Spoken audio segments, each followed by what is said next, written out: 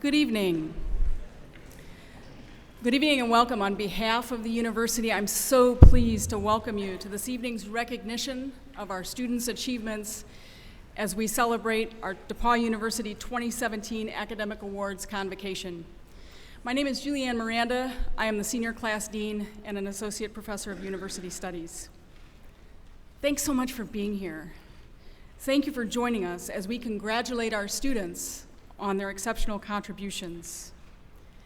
As you listen to the announcements of the awards, you're going to hear some themes of excellence, leadership, character, growth, service, and other hallmarks that reflect our DePauw University values and enrich the life of our campus community.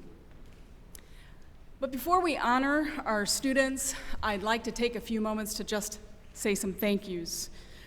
First of all, students in the audience, please take a moment to thank and recognize the faculty, staff, family, and friends who have supported you and your success and achievements.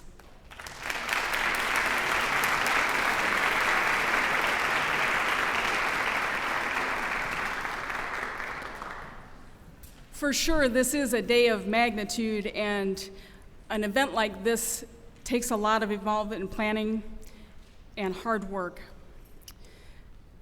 Earlier today, we had the senior showcase, and this evening we have our convocation. Please join me in thanking, in particular, Assistant Dean Kate Nall, along with Ashley Dayhuff and Shelley Malayer.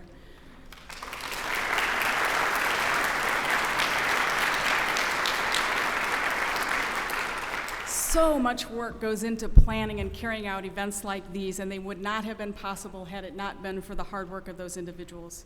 Again, Kate, Ashley, and Shelley, thank you. In a moment, I will introduce my colleague, Professor Jeffrey Hansen, who will in turn introduce our keynote speaker, Kate Mittendorf. After the keynote, we'll have the presentation of student awards in a number of areas, culminating with President McCoy's presentation of the Walker Cup. Finally, you'll be invited to join students in the School of Music in singing A Toast to Old DePauw, and we invite you to join in a refreshment and celebration in the Great Hall immediately after we end. Thank you again so much for joining us this evening. It is now my pleasure to introduce Dr. Jeff Hansen, Professor of Chemistry and Biochemistry, who will introduce our keynote speaker.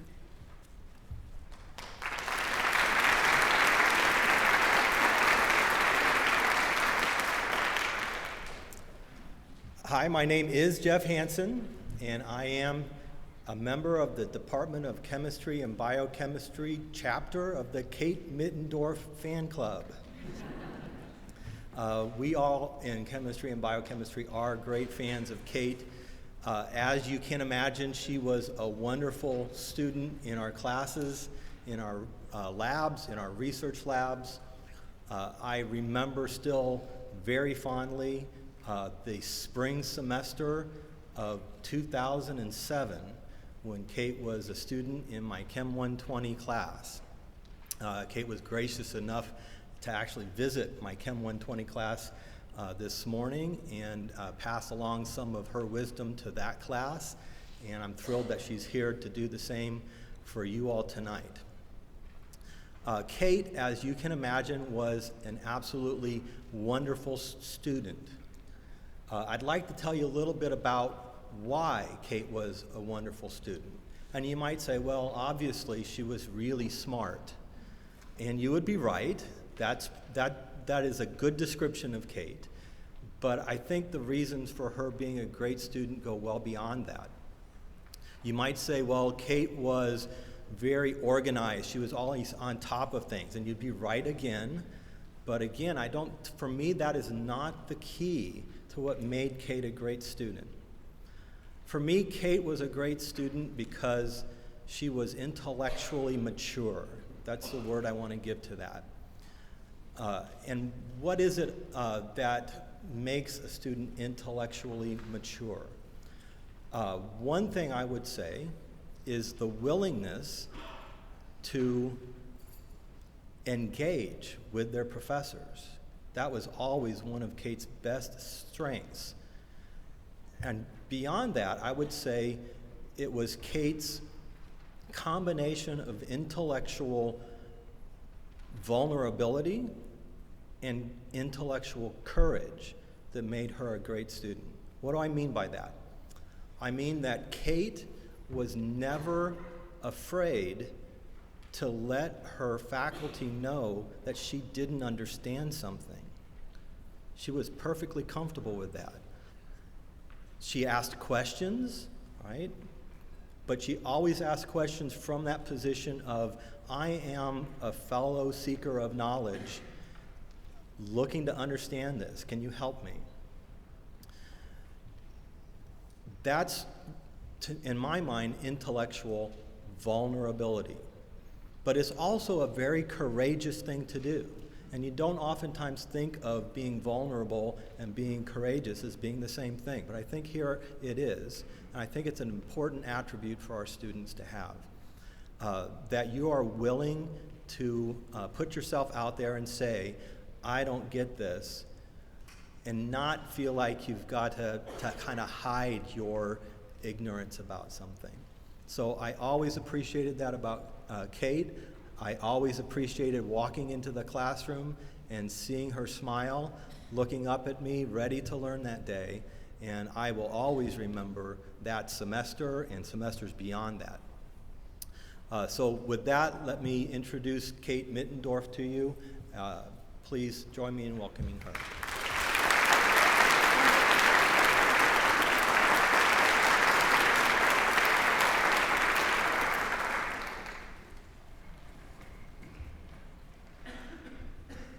For the awkwardness, everyone. So I wanted to say hello and thank you, Jeff, for the introduction. Jeff was actually written into my speech well before I knew he would introduce me. So you'll hear a little bit about my own experience on the student side in a minute. But I do want to say again, even though I'll say it later, that Jeff Hansen was one of the first people here who made me believe I could do science at a high level. So it's really a pleasure to be back here. And it's a pleasure to have him be the person to introduce me. I also can't tell you what an honor it is to be invited to give this address. I was pretty shocked when someone asked me to do so, and more shocked again when I realized I was the only speaker tonight, which was probably like maybe 3 days ago. So this is also my only ever speech, I think, since DePauw without a set of PowerPoint slides behind me. Well, I guess there are PowerPoint slides behind me, but they're not going to help me. So if you see me looking over my shoulder, it's just because I don't really remember what comes next, so please forgive me. So also, to be more honest, I guess this is my trait, my courageous honesty I didn't know I had. This is also, I didn't write this speech until about a week ago, and that's mostly because it was really intimidating, and also I was really struggling with what it is I'm supposed to say to already successful people who were probably already really inspired, and I had this notion that I was supposed to be inspirational to you. And so I started thinking about all the ways I was probably expected to write this speech, and I was thinking, well, I guess I should probably figure out all the ways in which my education at DePauw prepared me for the world, because that's honestly what students always ask me when I talk to them. And somebody, at least one person, asked me that today when I was visiting classes and things. So I started thinking, maybe I should tell these young people how easy it was to do my focused literature review classes in graduate school because Sharon Crary taught Biochemistry 440 directly out of the literature. Or maybe I should tell them how I was able to both write more eloquently and more concisely than many of my graduate student peers when I was in graduate school because of my liberal arts education and all of the writing we do here at DePauw. And really because Francesca Seaman spent hours and hours in a little college in the basement of East College with my papers all covered in red, helping me become a better writer. Maybe I should tell them how I wasn't nearly as worried about passing my qualifying exams, where you're placed in this tiny little room with 3 to 5 professors who grill you on anything and everything biochemistry, because I passed my comprehensive exams at the end of my biochemistry major at DePauw, which frankly were a lot more difficult. So I ran through lists and lists like this, thinking of all the ways I could tell you all how my education at DePauw led to my quote-unquote success. And while I'll touch on those things, that sort of speech felt pretty hollow because when I was, and like a disservice to you, because when I was sitting where you were sitting, I sat there, I think, twice, once when I got a Goldwater Award and once when I got the NSF Fellowship in my senior year, was I really felt like I could take on the whole world, and I knew what this formula to success was, but I needed to hear all the ways that I still needed to think about the world and shape my thinking about it, and all the obstacles I would encounter and how those would change me. And what I really, really, really needed was a spark to redefine what I thought of as my identity and how I perceived the uncommon success, is that still our tagline, that I was driven to achieve at DePauw. So before I get too far in, I want to share a poem, which I think is pretty fitting, given that I started my DePauw career in a first-year seminar, do they still have those? I think so, called Why We Read Poetry. And that's the class where I wrote all those papers that got a lot of red marks covered. Anyway, so this poem is called Working Together, and it's by David White. We shape ourselves to fit this world, and by the world are shaped again, the visible and the invisible working together in common cause to produce the miraculous. I am thinking of the way the intangible air passed at speed round a shaped wing easily holds our weight. So may we, in this life, trust to those elements we have yet to see or imagine, and look for the true shape of our own self by forming it well to the great intangibles about us. So success, or uncommon success, if you're a DePauw student. It's funny how my definition of success has changed over time, or rather has had to change over time, or by the world was shaped again, perhaps. So I should give you a little background on what I thought success was. So from my little bio in your bulletin, you may have ascertained that my background is in science. And in Sciencelandia, where I went to a Tier 1 research institution for graduate school, success takes on a very particular meaning, especially amongst your many faculty mentors. Not these faculty are great. Good job, faculty, being awesome. But in grad school, your definition of success sometimes can be shaped because many faculty in grad school want you to go on to become, well, faculty, especially faculty at another high-level research institution. And that goal is upheld as the highest standard. And anything less is consistently defined as an alternative career. There are, in fact, entire seminars about alternative careers. Usually, going to these seminars, spending your precious lab time there, is looked down upon by your faculty mentor. I think all of you can kind of gather what connotations the word alternative has when placed in front of things like career. But for me, young and impressionable as I was, uncommon success meant to live up to people's expectations of what I should achieve. It meant that I should be in that 8% of biomedical graduate students who go on to a tenure track faculty percent. 8%, that's pretty uncommon, right? But for me, I went out and I planned on how to do this, and I told all of my graduate faculty mentors, that's what I planned to do, and for me that really was what I planned to do because that was uncommon success. And of course they were all over the moon about this, and so based on their advice, I set out to achieve uncommon success by typical graduate student formulaic approach. I needed to write a bunch of papers in grad school, so I did that. You can find that in your bulletin too, I think. So I was a co-author on 7 papers. I needed to win some sort of recognition, and I was already ahead of the game because I had an NSF fellowship that I won my senior year at DePauw. But I managed to snag a spot on a training grant, so my mentor didn't pay a dime for my education, and then I was given posters for my work and different awards for my work, and then I figured I needed to secure a postdoc at a top institution under top faculty. And so I did that too, and I think many people were still under the impression that I was doing that based on what I've heard from today, but I didn't. You'll see why in a minute. So in December 2014, about 6 months before I was slated to defend my PhD dissertation, I was offered a postdoc position in Tom Rappaport's lab at Harvard. And so that work from his lab inspired the better part of a chapter on the endoplasmic reticulum in your Cells and Genes textbook, if any of you still take that class. Here I thought, I'm on the path to uncommon success. I've gotten to the Rappaport lab, I've accepted that postdoc, and I'm ready to go, you know? And almost a week later, something entirely common happened. I got the flu. But the flu turned into pneumonia, and pneumonia turned into a reactivation of EBV mono. Can't even say that one.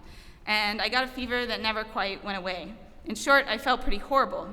Several months later, and what I think of was March of 2015, I passed out one Saturday night in the lab, and my postdoc collaborator encouraged me to go to the ER. So doctors and months and a dissertation defense later, I was still sick and getting sicker, and I had no answer, and my gig as a grad student was up. Somehow, someone decided to award me a PhD and release me into the broader world, all while I was struggling to get out of bed.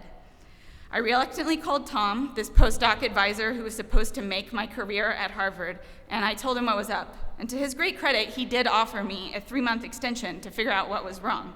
I left my PhD lab and focused on resting and taking a lot of prednisone the doctor gave me to suppress whatever autoinflammatory process might be going on, and gaining weight since I'd lost almost 20 pounds, and also like this whole region of my hair. And I'm kind of vain about my hair. So a long story short is that I never met that extension, and I never went to Harvard, and I never did a postdoc. And so I definitely never became a tenure track faculty. So pretty rapidly, my life had devolved from what I thought was the path to uncommon success to unemployment. Instead of taking a postdoc, I took the first position I could find that had health insurance. And through that position, I serendipitously learned what uncommon success means to me. So I started working for Mia Levy, Christine Lovely, and Christine Michael as a team member of My Cancer Genome in November 2015 in a position as a research analyst 3, where I could sit at a desk. They hired me despite my complete honesty and admission that I was sick, I didn't know what with, that I desperately needed a desk job, and I didn't care what they paid me as long as they gave me health insurance. And also, I knew nothing about cancer biology outside of my early graduate coursework. Further, it was a position in bioinformatics work, and my informatics experience was limited to a course with Chet Fernari in college. For some reason, they hired me in spite of all that, and despite the listing being for a lower tiered position, they tacked on a nice little 3 after the analyst as commensurate with my PhD experience. And I set about learning everything I could about cancer biology, clinical trial setup, bioinformatics that I would need to enter that field. Here's where I promised to touch on something DePauw did teach me, and that's how to learn and seek information for myself. When I came to DePauw, my high school education paled in comparison to my peers. They'd had AP classes and came from IB programs, but I had so many professors like Jeff Hansen who truly believed that despite the fact that I didn't have a clue what a valence electron was and had no chemistry, that I could learn organic chemistry as my first chemistry class. Or Francesca Seaman, who believed that even though the most I had ever written was a single paragraph book report, that I could learn to write a paper. Or Vic DiCarlo, who's now retired, who believed that even though I only knew physics was F equals MA from Bill Nye the Science Guy, that I could learn physics and go on to be a biophysicist. So my job started as curating content for My Cancer Genome's 1.0 website, but pretty quickly it took on a lot more meaning than that, as my mentors there trusted in me and treated me as a colleague, and I started learning all of these things. Soon my position morphed into informatics implementation for a more automated version of a clinical trial match service driven by manually curated genomics information in a structured knowledge representation framework. I know, that's a mouthful. It started to look like website design for our 2.0 website, which has been announced but not yet released, and informatics tools design for improved implementation of our clinical trial match tool. It looked like grant writing, manuscript planning, the initiation and leadership of new projects, and we started hiring folks after one of our grants were funded. It looked like employee training and project management. In short, it looked like a lot of responsibilities and skills I didn't have when I started the job. And I definitely didn't have the confidence to think that I could have, because all I cared about was health insurance. But I quickly developed because I had mentors who believed in me and who believed that there's not just one path to success. And I remembered something of what I learned at DePauw. But what I failed to mention is during all of that learning and development, in the background, I got progressively sicker. I conducted meetings from lying on the floor. I still do that sometimes, because that's the only way to not pass out, or to ensure that if you do pass out, you don't get a head injury. In January 2015, 2 months after starting work at My Cancer Genome, in addition to all the fevers and fatigue and other symptoms, I became completely unable to swallow solid food. At that time, I basically had the energy to work, sleep, and pay the bills, and somehow Mia and Christine kept believing me, and also Amanda and Lisa Poole, two of my friends from DePauw who were also at Vanderbilt, fed me and kept me alive. And eventually, I had an emergency dilation of my esophagus, but a month after that, my body was covered in dozens of painful, scarring discoid lesions, a new one of which would develop after every sun or UV light exposure. I developed protein in my urine, which some of you health kids might know is a sign that your kidneys aren't doing so hot. And so a month after that, I was sent for a second opinion and finally received my diagnosis, which I can barely say, systemic lupus erythematosus. And I know, I only pick things in life with big words. I'm sorry, thank you for hanging with me. Don't worry, most people just call this lupus. I went back on steroids, and I started therapies specific to my disease, including something called methotrexate, which is a folate analog, which means it inhibits your cell division, which means your proliferative tissues are affected, which if you're not a biochemist, means your GI system is not very happy. Most people know methotrexate as a chemotherapy. Most people take it for cancer. I was taking it in smaller doses, thankfully, than people who take it for cancer, but I take it every week. And for some people, at that dose, it doesn't cause too many issues. For me, I am locked in a bathroom for the entire day. The therapeutic window of methotrexate starts after 3 months. For those 3 months, I took this drug that made me violently ill, on pure faith that it might help. Thankfully, it did, and now I trade one really bad day of the week for 6 fairly livable ones, though I definitely have a lot of lows and a lot of accessibility needs. But the biggest low during all of that time was definitely not hanging my head in the toilet. It wasn't not swallowing food, though I admit that was a drag. What I spent a lot of my mental energy being really upset and really frustrated about was feeling like I had failed. So I felt like by not doing this postdoc and by not going to Harvard, I would never achieve uncommon success. I wouldn't live up to what everyone wanted me to do. I was measuring by my worth in what a system defines as success, and I was not having a good time with it, even though my boss and PIs were placing such confidence in me at My Cancer Genome. Here I was in this position where I was really respected. I was leading projects and meetings full of oncologists and pathologists. I was contributing ideas, and people looked to me as a colleague. I even received a promotion, but I didn't feel successful because I was in an alternative career. I used to think about success as fulfilling all the ways I thought people wanted me to succeed, meeting all the expectations I thought my professors or my parents had for me. Similarly, for a while, I thought I needed to write a speech about all the ways DePauw prepared me for the world and prepared me for success. But in thinking about how I wanted to tell my story, I realized that uncommon success, for me, actually looked like breaking away from what I thought everyone else expected of me. It looked like redefining my person to be more than a series of awards, more than a scientist, more than a future tenure-track faculty.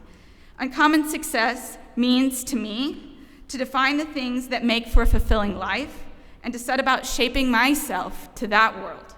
Yes, a career can be a part of that equation if you want it to be, but it doesn't have to look like the career everyone wanted you to have.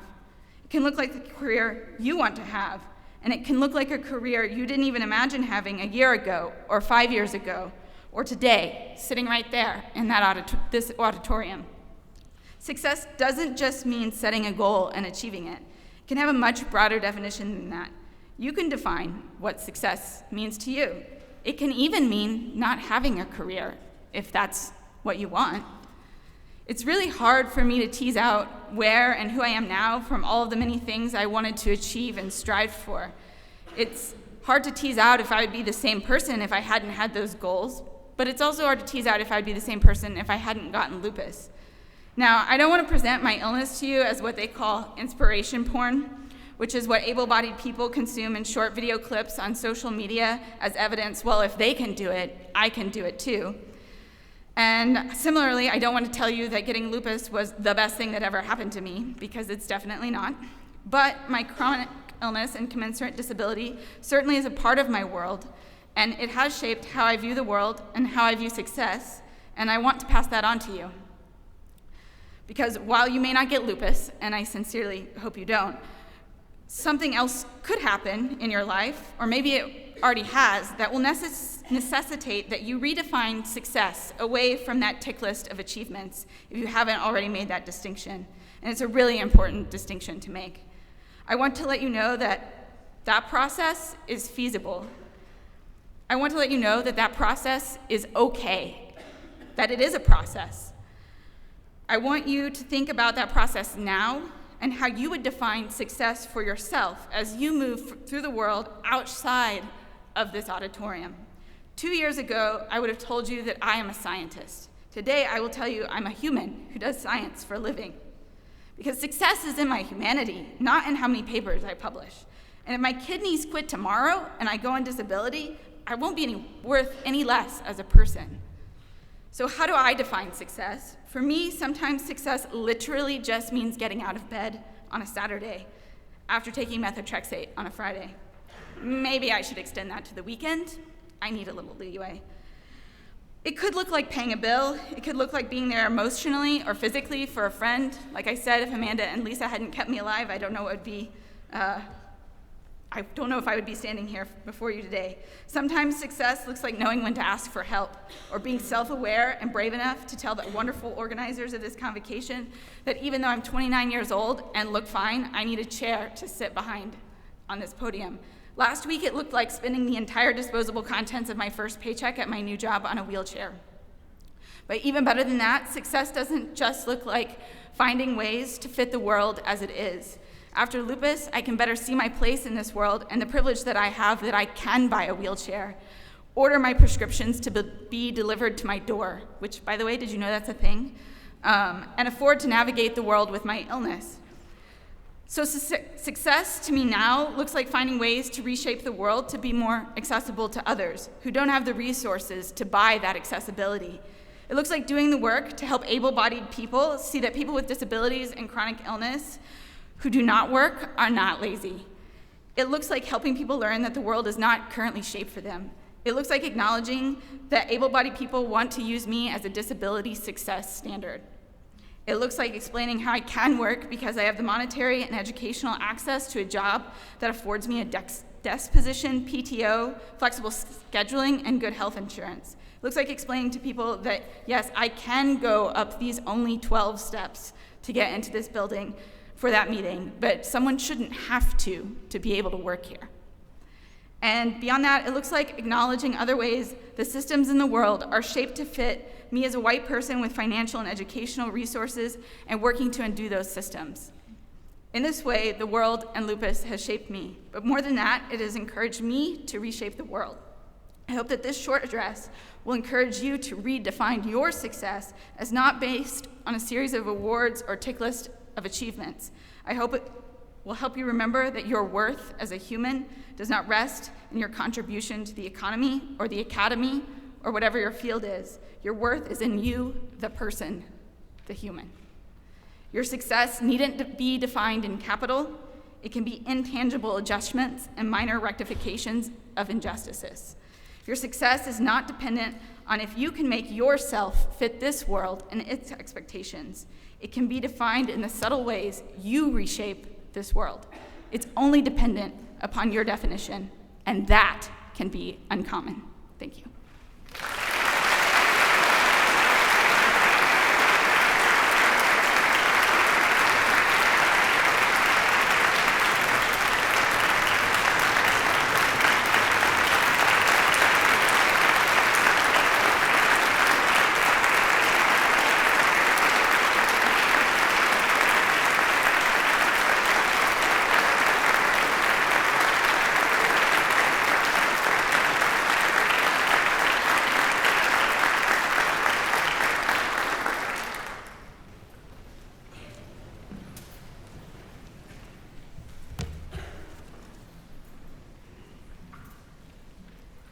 Thank you for sharing your courageous story, Kate, and for inspiring us to reconsider how we define success.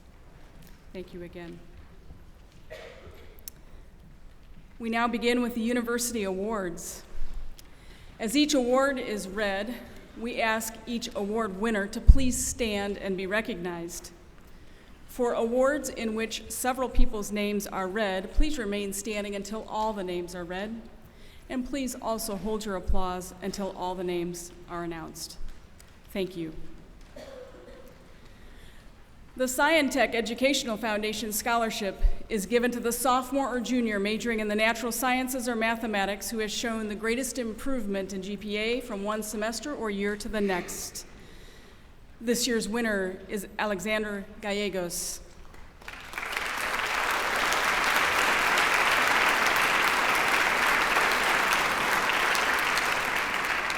With us this evening is Dr. James C. Dillon, a 1962 DePauw alumnus who is representing the Scientech Educational Foundation. Dr. Dillon, will you please stand so that we may recognize you?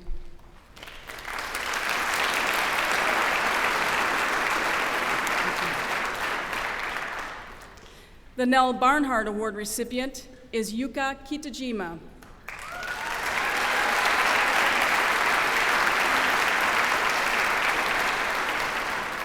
This year's recipient of the Busey Family Endowed Scholarship is Robert M. Long.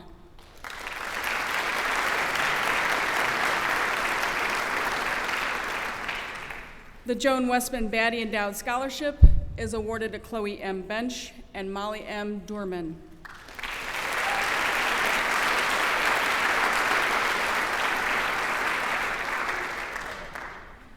Would the David B. Becker Fellows please stand to be recognized?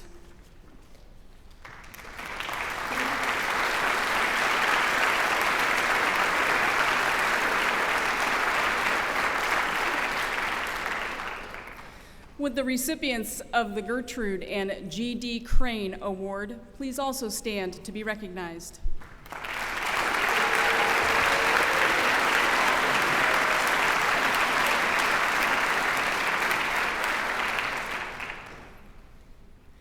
Would the recipients of the first-year seminar essay contest, including grand prize winner Joanna C. Hutchins, please stand?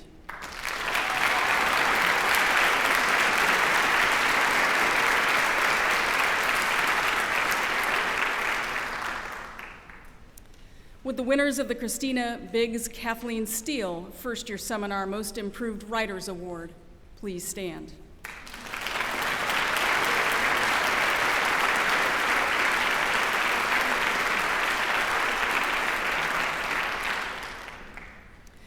The recipient of the Catherine Cox Hoover Scholarship is Madeline B. Harms.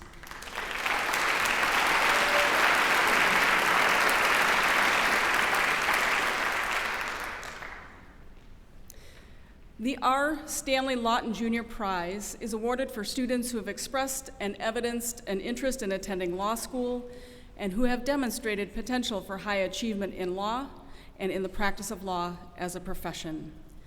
Established in memory of R. Stanley Lawton Jr., class of 1936, with gifts from the law firm of Ice Miller and Mrs. R. Stanley Lawton Jr., this year's recipient is Cole M. Brinegar.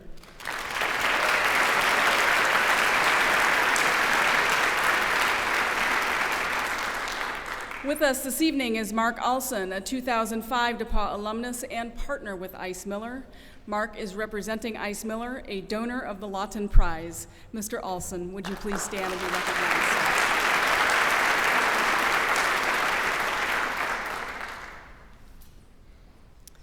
This year's recipients of the DePauw University Law Scholar are Courtney E. Eintertz, Caleb D. Gregory, Jackson R. Hicks, and Christian A. Rector.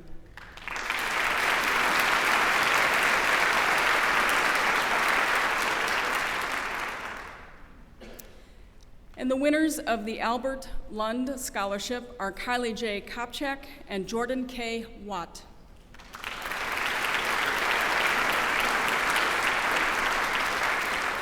Congratulations. This year's recipients of the Men's Hall Alumni Association Endowed Scholarship are Brooke N. Bandy and Liam P. Burns.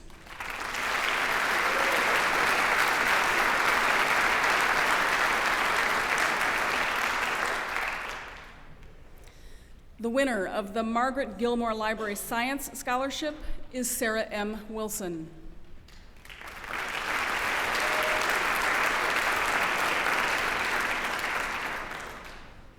The recipient of the Thomas Moat Public and Global Health Senior Award is Kainat Akmal.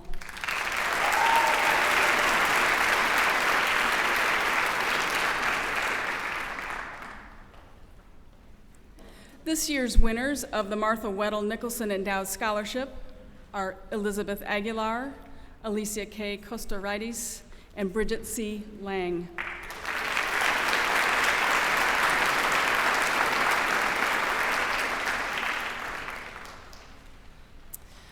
Would the recipients of the Pamela Lorman and Ben Peternell Endowed Environmental Scholarship please stand to be recognized?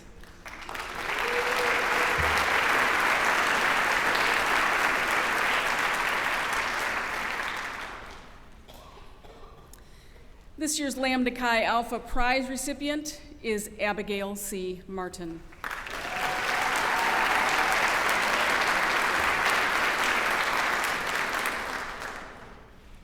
Also this year, the Alice G. Ross Senior Award is given to Ellen M. Tinder.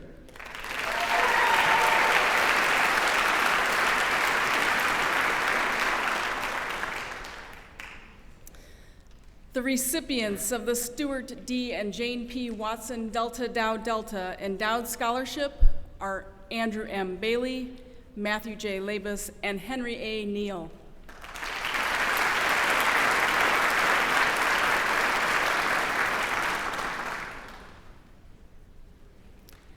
The winner of the Randall L. Wilson Memorial Union Board Award is Nathaniel T. Reed.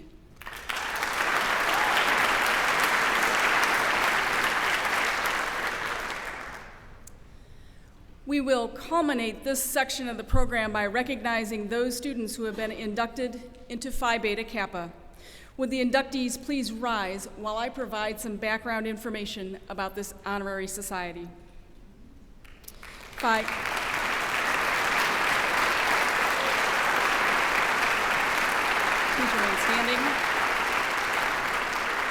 Phi Beta Kappa, founded in 1776, is the oldest and most respected honorary society in the United States. The Indiana Alpha chapter was chartered at DePauw in 1889. All of the student inductees were honored at a banquet and ceremony that took place earlier this evening. Once again, congratulate the members of Phi Beta Kappa on their achievement.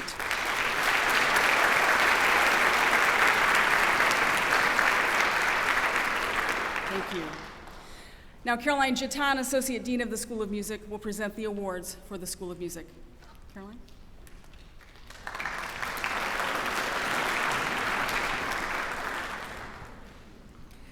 The John and Esther Browning Scholarship is awarded to Mei Fujisato.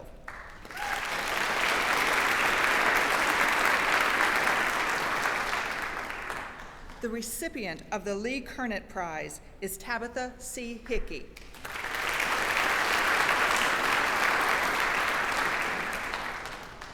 Derek D. Truby, Jr. is the recipient of the Fitzpatrick Opera Award.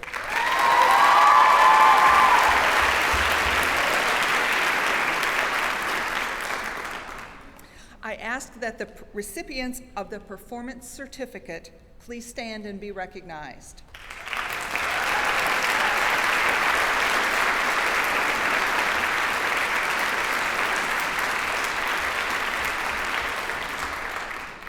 The Presser Undergraduate Scholar Award is presented to Mei Fujisato.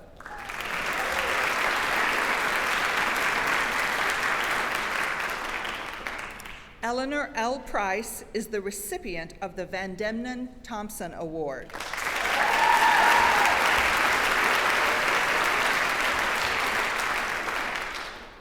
Will the inductees to Pi Kappa Lambda Music Honor Society please stand and be recognized?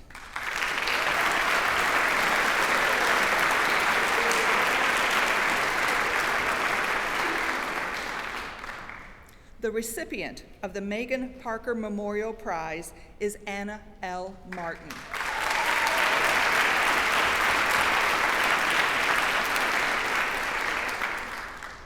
Now, Peter Foss, Professor of Classical Studies, will present awards for arts and humanities.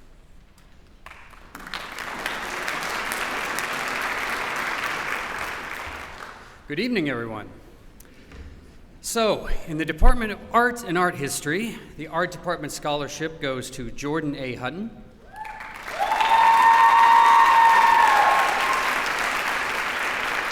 And the Vera Mae Nauer Farber Award to Zachary L. Taylor.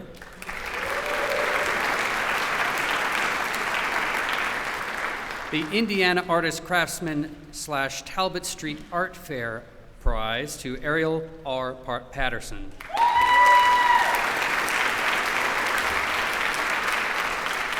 And the William Meehan Prize in Art for a senior art student who works in traditional media in non-traditional ways, and which was established in memory of Professor William Meehan. He taught at DePauw from 1963 to 1992, goes to Emily G. Mensching and Mackenzie M. Sikora.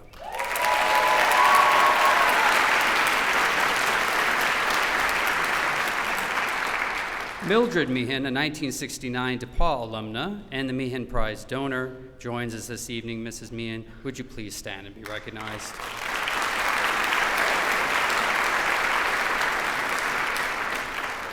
The Senior Art History Prize goes to Mackenzie M. Sikora and Amelia C. Warren.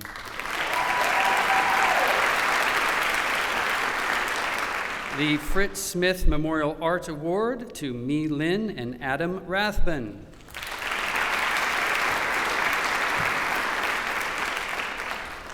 The A. Reed Winsey Memorial Art Scholarship to Zewen Wong and Catherine G. White.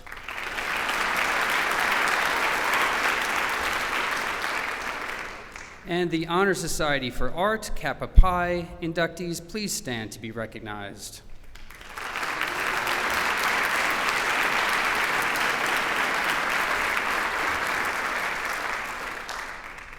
And now in the Department of Classical Studies. This is so fun. I get to see so many students that I know. It's awesome. Kairos Award for Achievement in Classical Studies, Mannon and Carter.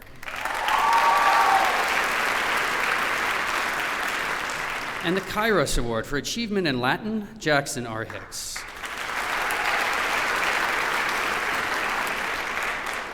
Outstanding Senior Major, Jessica L. Tilley.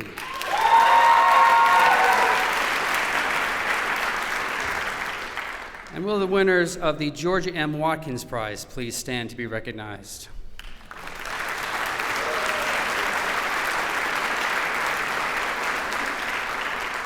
Likewise, the inductees to Eta Sigma Phi,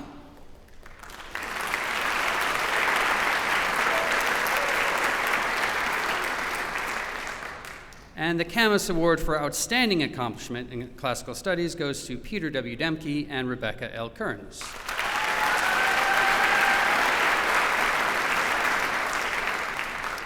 In the Department of Communication and Theater, the Don Campbell Award goes to William J. Burke and Angelica M. Ortiz.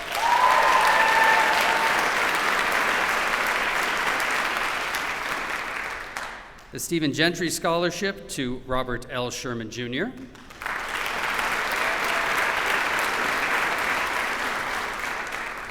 And the Barbara Petty Award to William J. Burke.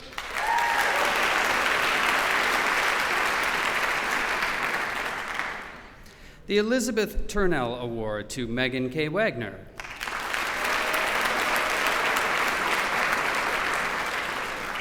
And the Robert O. Weiss Speaker of the Year, Kelechi Iwakor.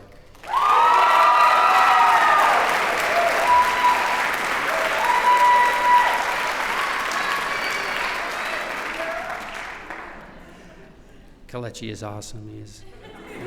He went to Italy with me 2 years ago. The inductees for the Lambda Pi Eta Award, please stand to be recognized. This is an honor society for communication.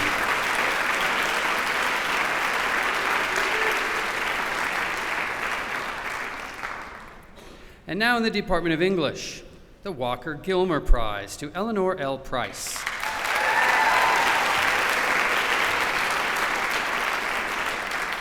And the Gilpin Prize in Dramatic Writing to William J. Burke.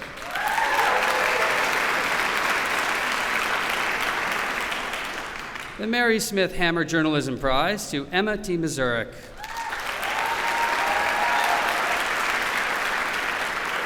And the J. David Hogue Class of 1921 Journalism Scholarship to Maria M. Mendez II.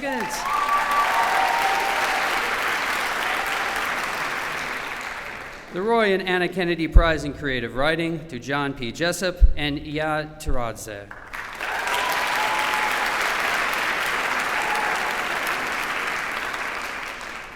And the Chad Costel Endowed Memorial Scholarship to Marissa S. Brown, Gracie Janeo, and Casey B. Murray.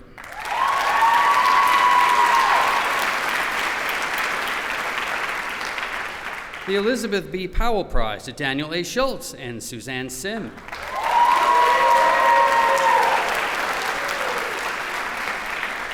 And the Paul Query Prize in Poetry to Hayden I. DeBruler.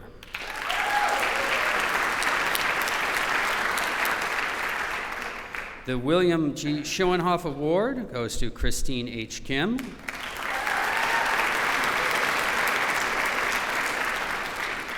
And Tara E. Chanel has the Judith Shakespeare Award.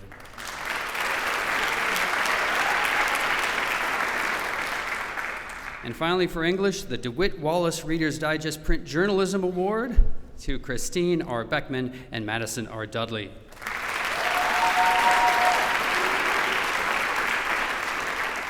In the Department of History, the Charles and Mary Beard Senior Seminar Prize goes to Paige J. Powers.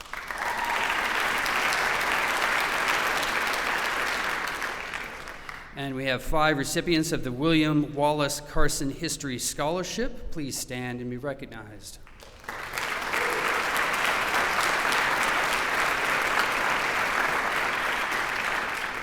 The John Dittmer Award goes to Christine A. Walsh.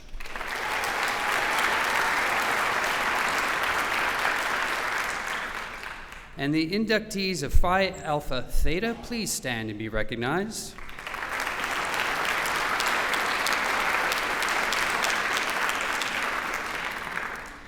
And now, in the Department of Modern Languages, the Professor Ralph F. Carl Endowed Prize goes to Christina J. Song.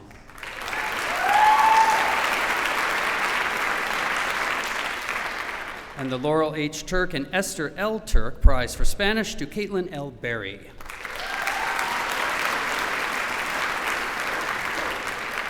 And the Laurel H. Turk and Esther L. Turk Scholarship for Spanish Language to Sean E. Carroll, Melinda A. Franca, Rachel E. May, and Abigail K.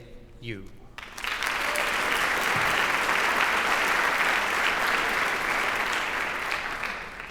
The Merle Royce Walker Language Award has been won by Elizabeth R. Gehring. Hey, Elizabeth.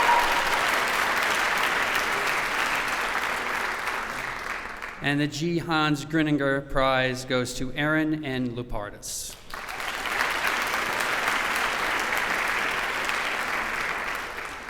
Showing excellence in Russian studies is Amy E. Brown.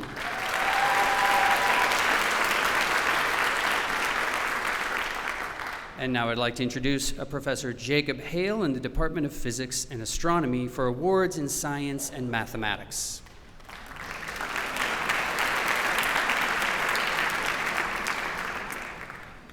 For the Department of Biology, the Marcella Fletcher Memorial Award goes to Kristen N. Dyer and Diana Hune.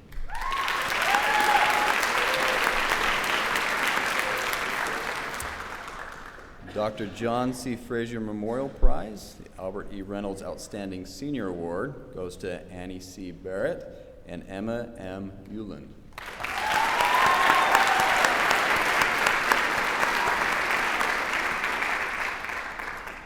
The Charles and Frances Wiley Condit Science Scholarship will go to Madeline M. Birds and Madeline C. Smith.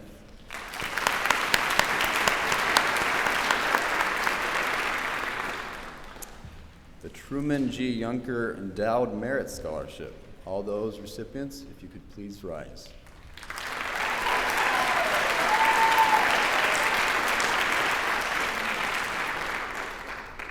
For the Department of Chemistry and Biochemistry, the Donald J. Cook Scholarship goes to Robert P. Berwanger, Ethan W. Law, Jonathan T. Pai, and Purva V. Patel.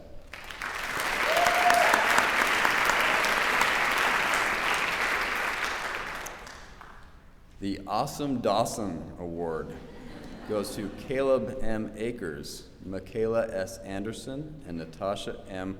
Hockaden.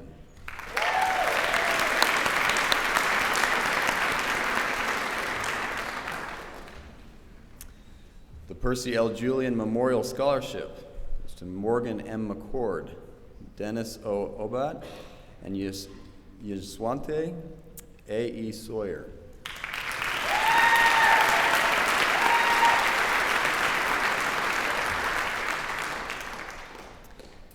John Ricketts Endowed Prize in Physical Chemistry to Caleb M. Akers and Emma M. Vian.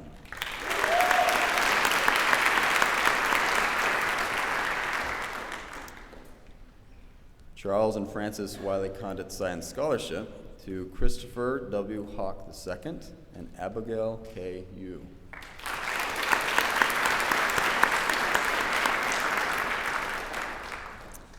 The ACS Division of Inorganic Chemistry Award goes to Emma M. Vian.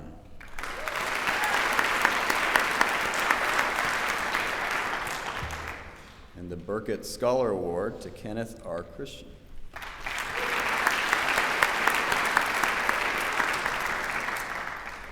The Department of Computer Science, the Outstanding Service to the Computer Science Department goes to Devon E. Mensching and John C.P. Sampson.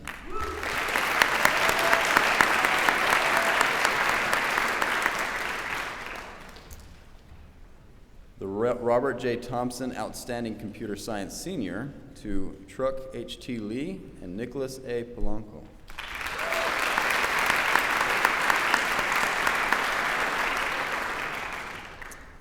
The Charles and Frances Wiley Condit Science Scholarship in Computer Science goes to Mackenzie M. Oliban and Kemble R. Manning.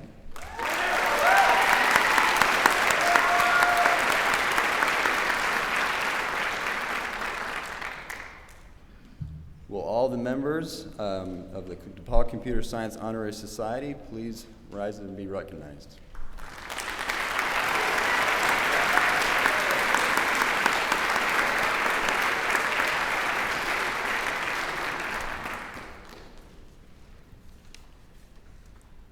Department of Geosciences, the Dr. Charles Leonard Bieber Scholarship to Vi P.T. Lee, Benjamin P. Magnan, Evan D. Miller, Samuel B. Short, and Caleb T. Van Arsdale.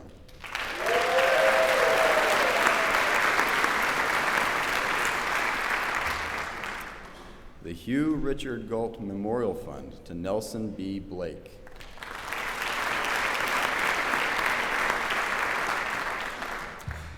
The Ernest Rice Rock Smith Memorial Scholarship to Elise M. Johns, Nicholas F. Mazaros, Logan P. Miller, and Spencer E. Schillerstrom.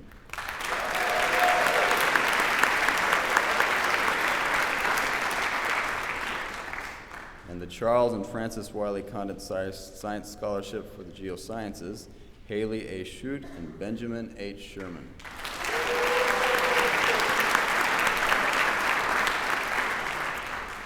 The Department of Kinesiology, the Charles and Frances Wiley Condit Science Scholarship to Abigail L. Enright and Suzanne M. Peters.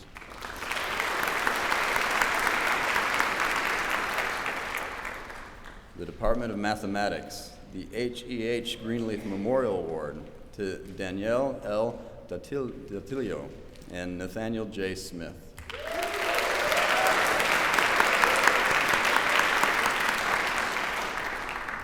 For mathematics, the Charles and Frances Wiley Condit Science Scholarship to Ivy B. Drake.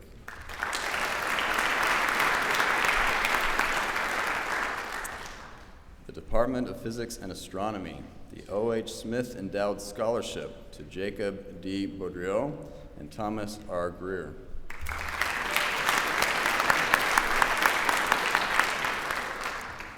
The Austin D. Sprague Scholarship to Miranda J. Bigler and Melinda A. Frankie.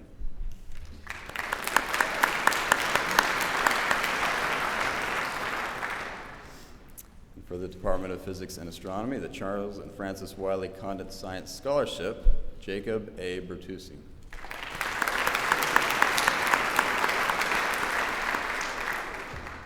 For the Department of Psychology, the Rex Rector Service Award to Catherine D. Bender and Emily J. Ward.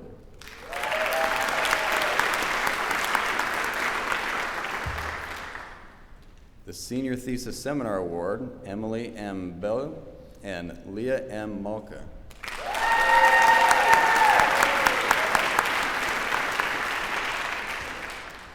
The Kenneth S. Wagner Research Award to Emily M. Bell and to Vivian C. Bors.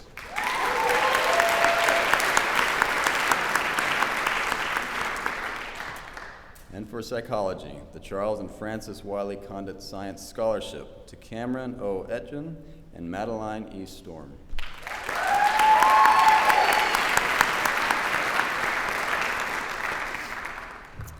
Will all the members of the Psi Chi Honorary Society please rise and be recognized?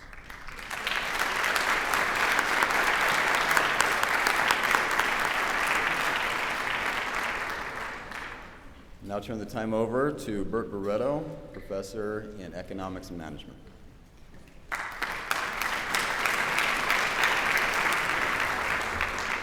So before we begin, I've got something very, very important to say.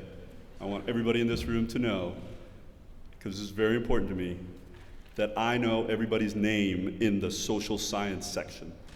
See, what happened is I thought I was supposed to read all these names, so I emailed students and I said, this is kind of a crazy question, but I need to know how to pronounce your name. So, Vanessa Frigi, if you're out there, I'm not a psycho stalker. This is like, it was a real thing. Thank you for replying to me. So I know this is like a big race and we got to go through this like a freight train. So here we go. You ready? Let's go to work. All right. Department of Economics and Management, it gives me great pleasure. No, seriously, I know this woman. This gives me great pleasure to announce the Bruce Allen Long Endowed Scholarship goes to Brooke N. Bandy.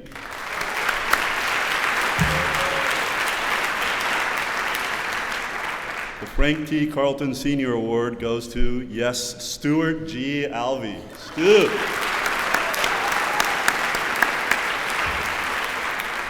The Randall L. Wilson Memorial Award Junior, that would be Ivy B. Drake and Samuel R. Showalter.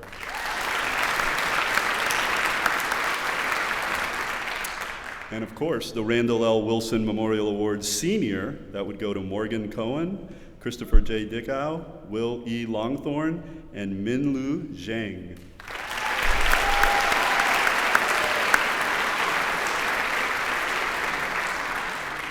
Sorry, James Brashaber, but would the members of the Omicron Delta Epsilon Honorary Society please stand and be recognized?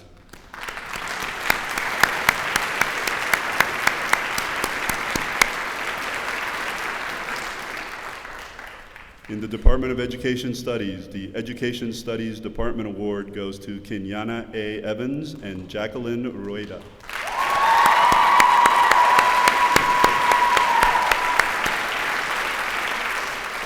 The Dr. Robert H. and Vera May Farber Outstanding Senior in Education Award goes to Kayla T. Goodwin.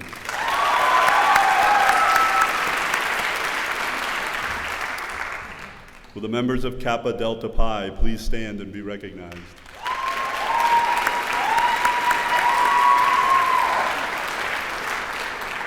From the Department of Political Science, we have the Richard Watson Bunch Memorial Scholarship. It goes to Victoria Hoftalen.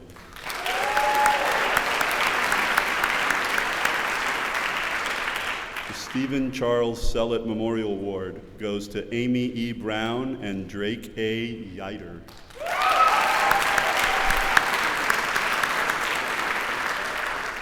Will the members of Pi Sigma Alpha please stand and be recognized?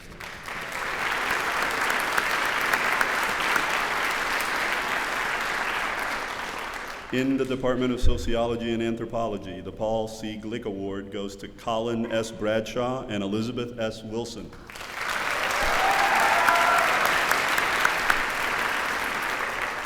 The Roland Naylor Award goes to Corinne N. Lee. Will the members of Alpha Kappa Delta please stand and be recognized?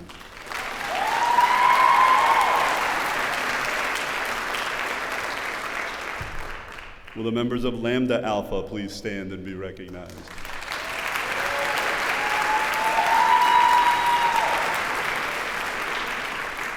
And now in the Honors and Fellows programs, in the Honors Scholar program, the Dr. Irving Serlin Distinguished Honors Scholar Award goes to William J. Burke, Claire A. Hallfield, and Eleanor L. Price.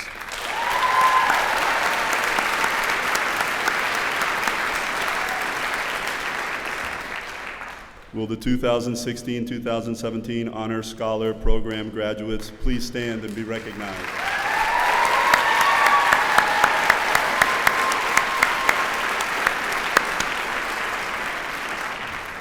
Will the 2016-2017 Management Fellows Program graduates please stand and be recognized?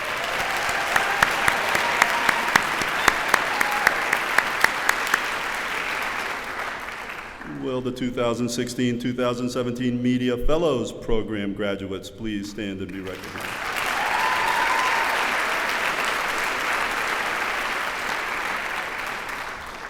And the Science Research Fellows, will the 2016-2017 Science Research Fellows please stand and be recognized?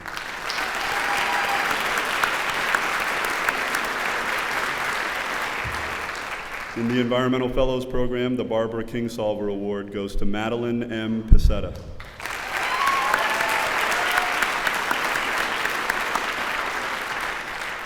And finally for me, will the 2016-2017 Environmental Fellows Program graduates please stand and be recognized?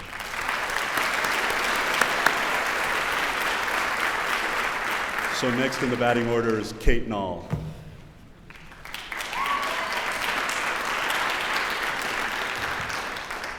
Thank you. Will the recipients and alternates to the Fulbright U.S. Student Program please stand to be recognized?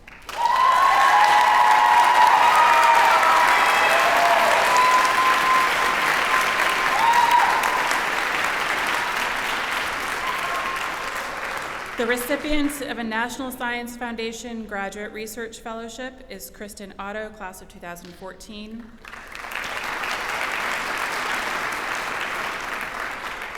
The recipients of a Benjamin A. Gilman International Scholarship are Margaret Roca and Peter Gorman, class of 2018.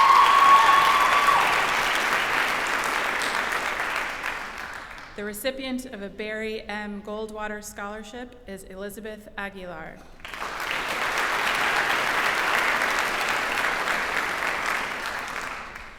Will the selected students to join Teach for America please stand to be recognized?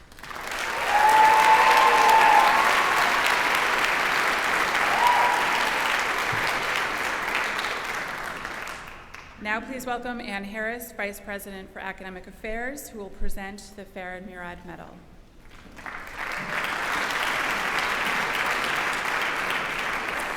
It is a very, very glad thing to hear your warmth and support for each other. Just a beautiful, beautiful feeling.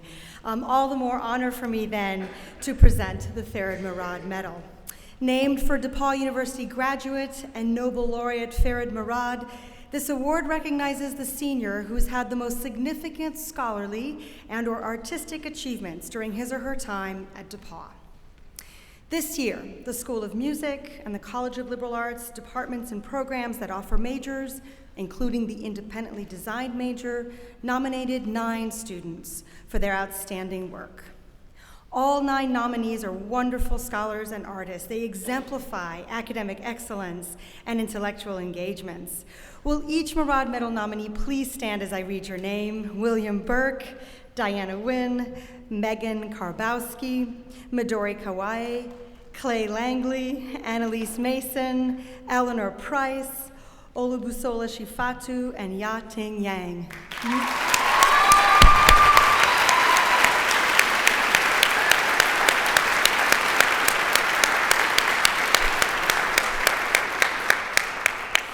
Thank you. We are exceedingly proud of your accomplishments. From these 9 nominees, the Faculty Development Committee determined 3 finalists, with the award recipient being selected by me, with input from the Dean of Academic Life and the Associate Dean of the School of Music. The 3 finalists in alphabetical order are William Burke, Midori Kawai, and Annalise Mason.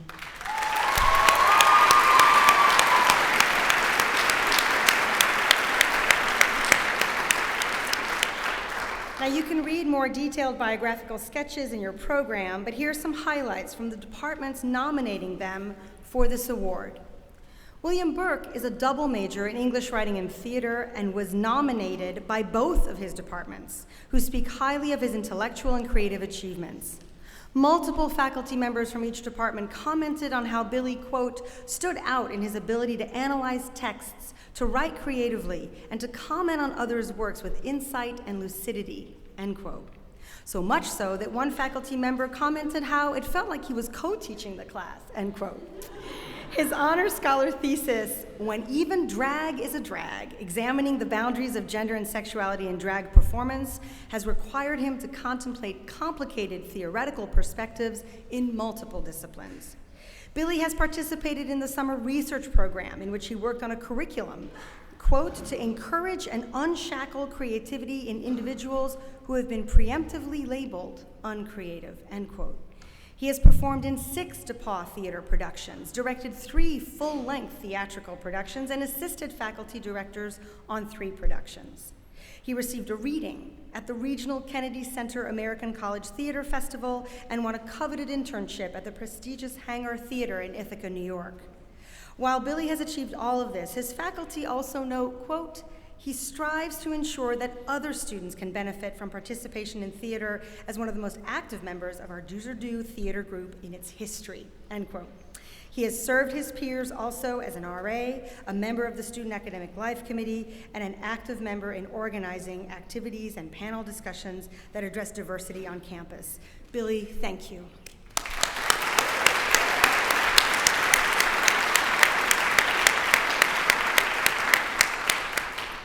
Midori Kawai's, quote, boundless curiosity with an unparalleled work ethic and a sharp intellect, end quote, is why the history department nominated her.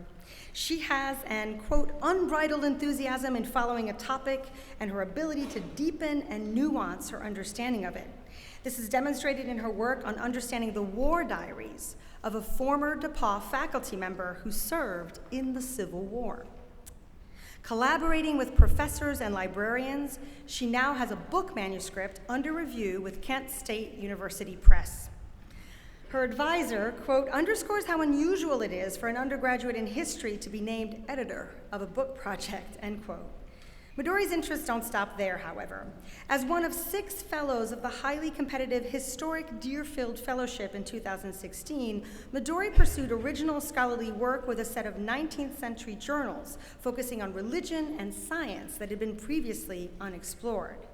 This work laid the foundation for her 2-semester thesis, where she was able to draw on her coursework and fieldwork in geology. As her thesis advisor notes, quote, equally impressive, Midori has expanded her range into the realms of philosophy and intellectual history, end quote. This semester, she shared her work at the first National Research Conference on Science, Technology, Medicine, and Society held here at DePauw University. She's been the recipient of numerous grants and prizes supporting her research, and she remains committed to her community, working as a French tutor to local school children, an English tutor to Japanese expatriates, a student director of the Spring Spectacle of Shakespeare, and a volunteer teaching about the American Revolution to local 5th graders. As a faculty member noted, Midori is among, quote, the most focused and intellectually engaged students, end quotes, whose work is done with great cheer and spirit. Midori, thank you.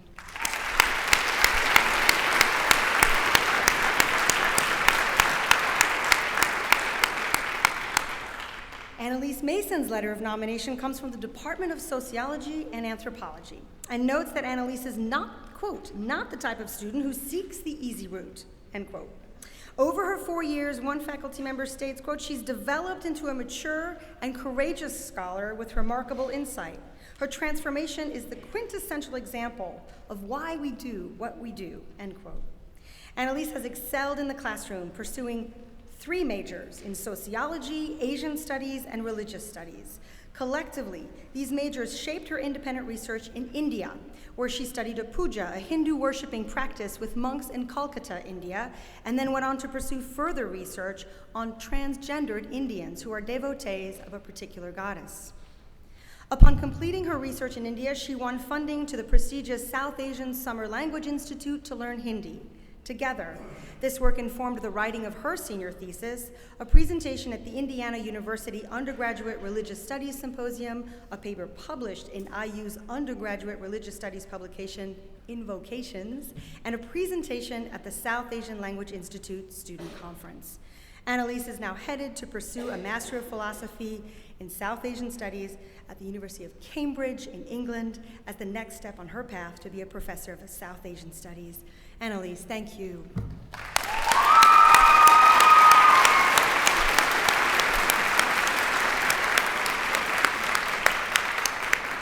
Those are the most humbling paragraphs I read all year. They're also the most inspirational. It is now my great pleasure to ask Midori Kawaii to join me on the stage to receive the Farid Murad Medal.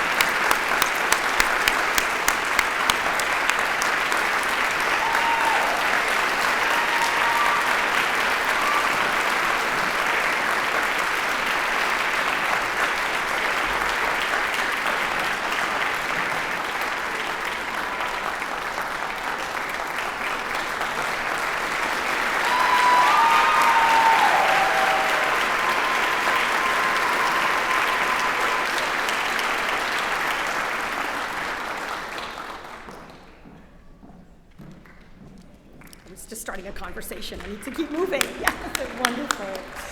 All right, I now turn the podium over to DePauw University's president, Dr. Mark McCoy. Continuing in a long-standing tradition, the president of DePauw University will award the 2017 Walker Cup.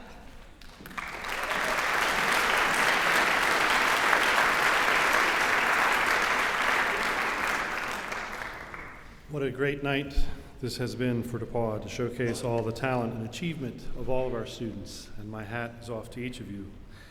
The Walker Cup is awarded each year to the graduating senior who has done the most for DePauw University during his or her college career. The prize was established in 1926 by a gift from Guy Morrison Walker, class of 1890, a successful businessman and presidential advisor. As I read your biography, I would like to ask our Walker Cup finalists to please stand. Sarah Fears.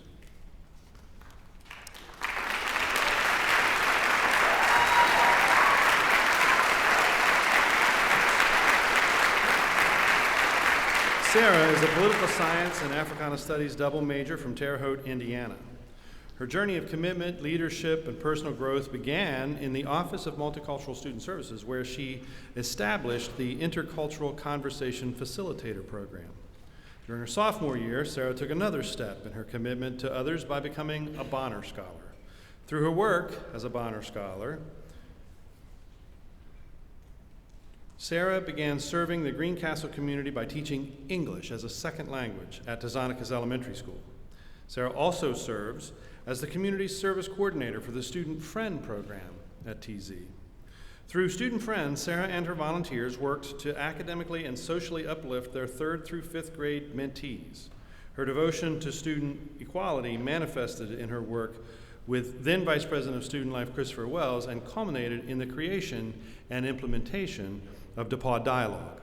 For the past 3 years, Sarah served as a core member of the DePauw Dialogue Planning Committee. During her junior year, her work resulted in DePauw Dialogue being added to the academic calendar for the next 5 years.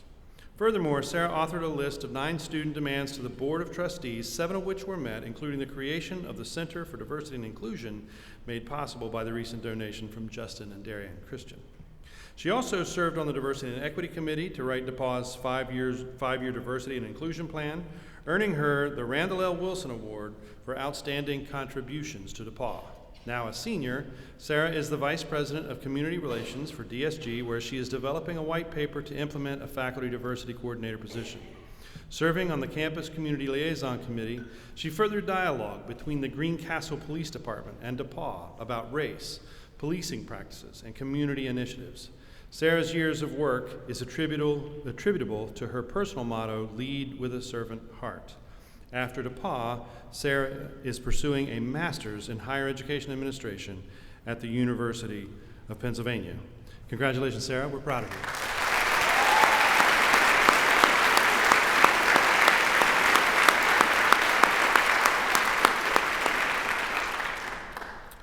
Perrin Clore Duncan.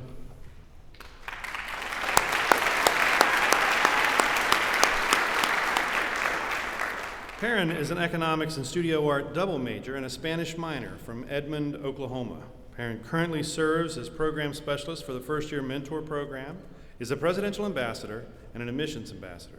She's a member of Alpha Phi fraternity, where she serves as a recruitment chair and member of the Little Five team. Perrin was a senator for her class for 2 years and helped promote change through her work on a white paper requesting a multicultural requirement, which is now required of all entering students. Last year, she served as Vice President for Academic Life for Student Government. Through her role, she worked closely with DePauw's Vice President of Academic Affairs, Ann Harris, Vice President of Academic Life, Dave Burke, and the Curriculum and Planning Committee. She developed an Academic Life Committee and examined ways to improve advising, aided in approval of new majors and minors, and offered student feedback on our academic and co-curricular centers. She also served on the Presidential Search Committee and helped select our current president. Perrin has good choice. Perrin has a passion for education and volunteered at Greencastle Middle School through Student Friend for 3 years. She took advantage of DePauw's opportunities for international experience. She spent her first-year winter term with a host family in rural El Salvador, helping rebuild an elementary school. During her sophomore year, she served as the reflection leader in Ecuador with Timmy Global Health, setting up medical clinics in areas with low access to medical care. In her junior year, she went to Kerala, India, and taught English in public schools and participated in intensive traditional daily yoga. She studied Spanish in the summer before her junior year while staying with a host mother in Segovia, Spain. Perrin describes her experiences with DePauw as transformative both within and outside the classroom. She is grateful and feels heavily indebted to her peers, faculty, staff, and administration for the ideas, advice, and passion she's acquired through her time at DePauw. Perrin, congratulations.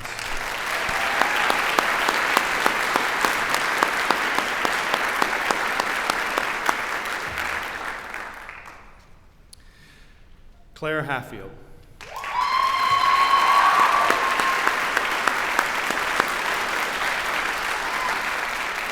Claire is a communication major, honor scholar, and media fellow from Naperville, Illinois. Throughout her 4 years, Claire worked to raise DePauw student voices on all levels, striving to improve the DePauw experience for each student. She was appointed to serve as an executive board member of DePauw Student Government her freshman year, giving her the opportunity to work alongside upperclassmen mentors and provide an often absent underclassman perspective to the executive board. After taking on various positions as an underclassman, Claire was elected by her peers to serve as student body president. Throughout her time on DSG, Claire wrote legislation that advocated for meal plan improvements, increased student organization funding, and asked for a faculty diversity coordinator. This year, she worked with a student developer to launch Connect Us, an application designed to inform the campus about student organization events. As an honor scholar, Claire is currently working on an interdisciplinary thesis focused on sexual assault in comedy film. 2 years ago, Claire transformed the sexual assault prevention movement, Code Teal, Talk, Educate, Advocate, Listen, into a recognized student organization and served as a president. Claire's sexual assault prevention work since this time prepared her for an internship at the It's On Us campaign during her fall 2015 semester. Claire also sought to improve campus inclusion efforts at DePauw, serving on the DePauw Dialogue Planning General Committee and as the Advertising Committee chairperson. Claire coordinated multiple DePauw Dialogue speaker visits, including hosts of two of the most popular sessions and the EndNote speaker, Keith Edwards.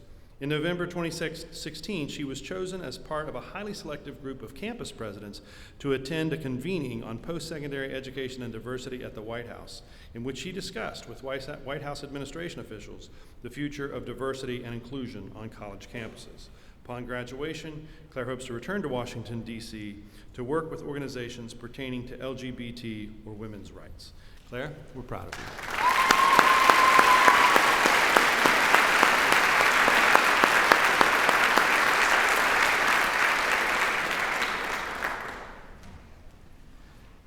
It is my pleasure to award the 2017 Walker Cup to Sarah E. Fears.